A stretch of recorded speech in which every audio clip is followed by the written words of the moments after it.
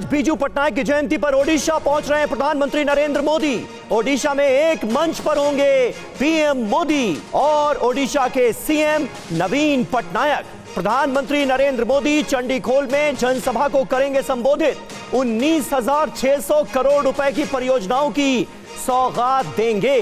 कल प्रधानमंत्री तेलंगाना में थे और तेलंगाना के मुख्यमंत्री ने प्रधानमंत्री नरेंद्र मोदी को जिस तरह से अपना बड़ा भाई बताया, गुजरात के विकास का जिक्र किया, उसके बाद आज सबकी नजरें होंगी बीजू पटनायक की जयंती का मौका होगा और नवीन पटनायक के साथ होंगे प्रधानमंत्री मोदी।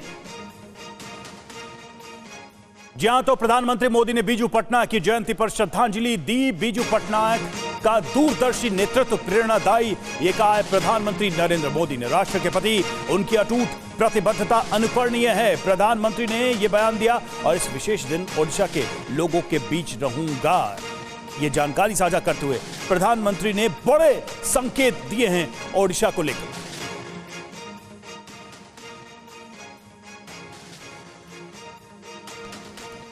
तो देखिए, प्रधानमंत्री नरेंद्र मोदी का यह दौरा कई मायनों में खास होगा और खास करके नवीन पटनायक के साथ आज प्रधानमंत्री मोदी की क्या केमिस्ट्री नजर आती है, उस पर भी सबकी नजरें होंगी। कुछ देर में प्रधानमंत्री मोदी ओडिशा दौरे पर पहुंचेंगे, वहां पीएम मोदी और सीएम नवीन पटनायक एक साथ एक मंच पर होंगे। ऐसे में ओडिशा से लेकर दिल्ली तक अटकलें तेज हो गई हैं, तो सवाल भी कई हैं। वो सवाल क्या है? क्या ओडिशा दौरे पर पीएम मोदी आज एनडीए परिवार का विस्तार करते हुए भी नजर आएंगे? यह बहुत बड़ा और मौजूद सवाल है बीजू जनता दल को लेकर। क्या पीएम मोदी ओडिशा दौरे पर बीजू पटनायक के लिए रवि कहीं कोई बड़ा ऐलान तो नहीं कर देंगे?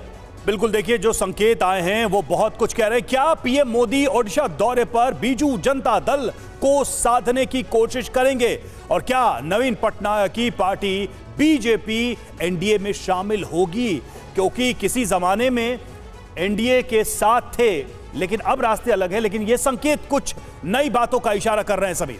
बिल्कुल बिल्कुल, नई बातें क्या हो सकती हैं उस पर सबकी नजरें होंगी। यह दौरा इसीलिए बड़ा खास माना जा रहा है, लोकसभा चुनाव से पहले एनडीए के परिवार को और बड़ा करने में जुटे हुए हैं पीएम मोदी। और मोदी के ओडिशा दौरे पर सबकी नजरें हैं। पीएम मोदी के ओडिशा दौरे के मायने क्या हैं, ये आइए जरा समझने की करते हैं कोशिश। ओडिशा दौरे पर प्रधानमंत्री, एनडीए का बढ़ेगा परिवार, यह चर्चा क्यों सरगर्म है? आज एक दिन के ओडिशा दौरे पर प्रधानमंत्री नरेंद्र मोदी रहेंगे और इस दौरे के दौरान उनके कई अहम कार्यक्रम हैं, लेकिन सबसे ज्यादा नजरें होंगी लोगों की तब जब नवीन पटनायक के साथ वो एक मंच पर नजर आएंगे। एक महीने में दूसरी बार ओडिशा का दौरा कर रहे हैं प्रधानमंत्री मोदी।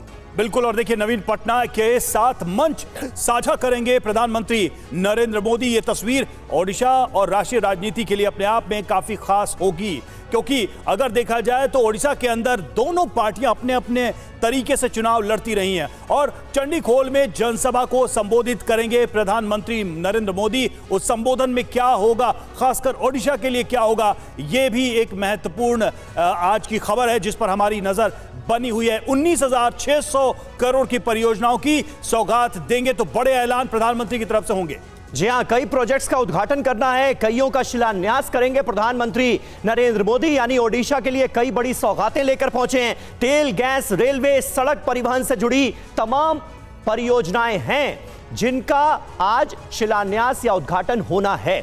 और प्रधानमंत्री नरेंद्र मोदी की यह मौजूदगी ओडिशा में सियासी तौर पर कितनी अहम है, यह एक बड़ा सवाल है जो हर किसी के ज़हन में है। हमारे साथ तमाम खास मेहमान इस वक्त मौजूद हैं। अनिला सिंह, भारतीय जनता पार्टी की प्रवक्ता, हमारे साथ मौजूद हैं। वैभव कुमार त्रिपाठी, प्रवक्ता कांग्रेस के, हमारे साथ जुड़ चुके हैं। सारिका पासवान, आरजेडी की प्रवक्ता, हमारे साथ जुड़ेंगी। और रामकृपाल सिंह जी भी, जो कि वरिष्ठ पत्रकार हैं, वो थोड़ी देर में आपको स्क्रीन पर नजर आएंगे। अनिला जी, पहला सवाल आपसे। कुनबा बढ़ता हुआ हम देख रहे हैं और मैं भी चौकीदार, जैसे 2019 में इस नारे के साथ एक मुहिम, एक कैंपेन चला दिया था बीजेपी ने, वैसी 2024 में मैं भी मोदी का परिवार, ये मुहिम चलाने की तैयारी है। क्या आप लोगों को लग रहा है कि इसका फायदा होगा? मेरी सबको राम राम। ये तो मैं कहूंगी कि प्यार है इस राष्ट्र का, हमारे राष्ट्र के प्रधानमंत्री जी के लिए, जिन्होंने पूरे राष्ट्र को अपना परिवार माना है और हमेशा से ये बात कही है कि चाहे कोई गरीब हो, चाहे किसान हो, युवा हो, नारी शक्ति हो, मेरे परिवार हो आप लोग। उन्होंने हमेशा कहा है कि 140 करोड़ भारतवासी मेरे परिवार हैं। पर जो छोटी सोच रखते हैं वो तो यही कहेंगे ना कि अगर आपने विवाह नहीं किया तो आपका परिवार क्या मतलब, अगर विवाह किया आपके बच्चे नहीं हो तो आपका परिवार का क्या मतलब। तो जो महात्मा गांधी जी ने एक बात पर जोर दिया था, वसुधैव कुटुंबकम, क्या इन लोगों को, इंडिया अलायंस को समझ में नहीं आ रहा है? तो आप तो अपनी आइडियोलॉजी के खिलाफ ही ये बात कर रहे हैं। इस भारत को अगर आप अपना घर मानते हैं, इस भारत को अगर आप अपनी मां मानते हैं, तो ये भारतवासी के आपके परिवार नहीं हुए? कल को तो आप कहने लग जाओगे, अरे ये तो योगी है, ये सन्यासी है, ये साधु है, इसका तो कोई परिवार ही नहीं है, बिल्कुल बेकार आदमी, ये तो समझ ही नहीं सकता। यानी कि परिवार का मतलब केवल विवाह और बच्चे होते हैं। हाँ, बाकी परिवार कुछ नहीं होता है। ठीक है, ये बीजेपी की तरफ से तो अब एक कैंपेन की तरह ही चल रहा है। वैभव कुमार त्रिपाठी, प्रवक्ता कांग्रेस, हमारे साथ जुड़े। वैभव जी, सवाल यही है कि राहुल गांधी ने पश्चिम बंगाल से लेकर यात्राएं अपनी शुरू की और यह भी देखा गया कि जैसे जैसे ये यात्रा बढ़ी तो इंडिया अलायंस का जो परिवार था उसके घटक या उसके नेता एक एक करके छूटते चले गए। तो एक तरफ हम देख रहे हैं कि एनडीए अपना परिवार बढ़ा रहा है जैसे जैसे चुनाव करीब आ रहा है, और इंडिया गठबंधन जो है वो सिकुड़ता जा रहा है। ये क्या माजरा है? राहुल गांधी की यात्राओं से तो ये परिवार बढ़ना चाहिए था। देखिए, बड़ा अच्छा है, अनिला जी कह रहे हैं कि वसुधैव कुटुंबकम, लेकिन उसकी मूल बातों को वो भूल जाती हैं और इनके नेता हिंदू और मुस्लिम, और राष्ट्र के प्रधानमंत्री, उनके लिए पूरा देश उनका परिवार था, है और रहेगा। ऐसा नहीं है कि मोदी जी ने कह दिया पहली बार एक कोई नई बात। लेकिन सवाल बड़ा खड़ा ये होता है, क्या मोदी जी की बेटी साक्षी मलिक विनेश फोगाट भी है? क्या मणिपुर की बहनें भी उनके परिवार में है? क्या किसान आंदोलन में जो किसान शामिल है वो भी परिवार में है? क्या जो कीले गाड़ रहे हैं, बात रिपीट आ रही मुझे, जो किसानों के लिए कीले गाड़ रहे हैं वो भी उनका परिवार है जी।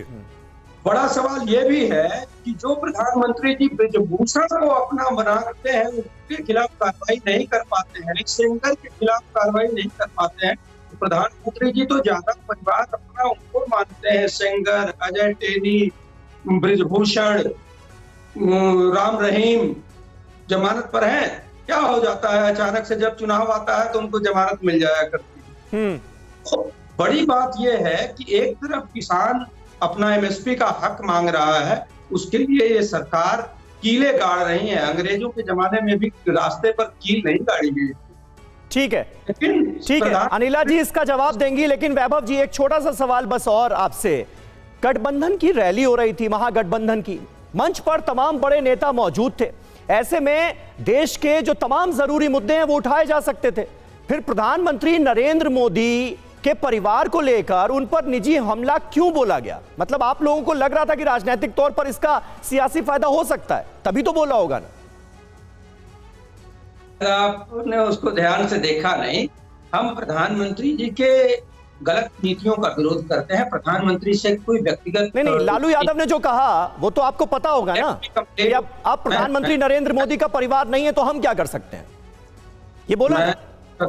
मैं जरा कंप्लीट करूं प्लीज। ऐसा है कि हमारा एक विजन है कि किसानों को 500 की सब्सिडी गैस मिले, उनको सस्ती बिजली मिले, किसानों को एमएसपी मिले, हम उसकी बात करते हैं। लेकिन जो प्रधानमंत्री जी परिवारवाद का जो रोना रोया करते थे, आज प्रधानमंत्री कह रहे हैं कि मेरा परिवार, अब मेरा परिवार का कैंपेन चला रहे हैं। जवाब में उनके कहा गया था कि आप परिवारवाद कहते हैं क्योंकि आपका व्यक्तिगत जो परिवार एक परिकल्पना है, ठीक है, तो उस परिवार में आपकी कोई नहीं है तो उसके लिए हम दोषी नहीं है। लेकिन एक लंबी लिस्ट है राजनाथ सिंह। अच्छा, मतलब परिवारवाद का जो आरोप आपकी पार्टियों पर, आपकी जो विपक्षी पार्टियां हैं उन पर प्रधानमंत्री की तरफ से लगाया जाता है, उसका यह जवाब दिया गया था प्रधानमंत्री नरेंद्र मोदी के परिवार का जिक्र करके, आप ये कह रहे हैं।